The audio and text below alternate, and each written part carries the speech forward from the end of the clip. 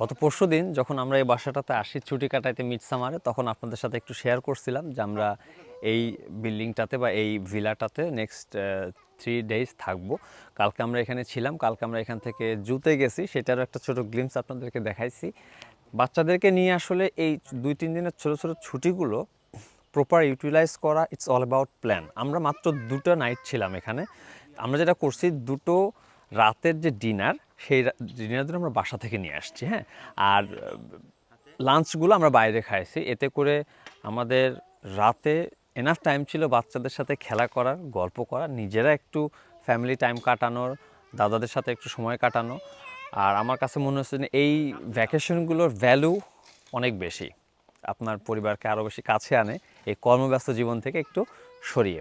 So আপনাদেরকে উৎসাহিত করব, ছুটিগুলোকে অ্যাপ্রিসিয়েট করুন, ফ্যামিলি টাইমকে অ্যাপ্রিসিয়েট করুন। আর আমার কাছে মেসেজ যেটা ফ্রম দিস ট্যুর, যে আমরা যেখানে আসছি সেটা হচ্ছে খুব ছোটো একটা গ্রামের মতো। সো আমার কাছে মনে হচ্ছে যে আপনারা যে জায়গাটা যাবেন সেটা খুব নামকরা কোনো জায়গা না হলেও আপনারা যদি টুগেদার একসাথে কিছু করেন, ইট অলওয়েজ ফান।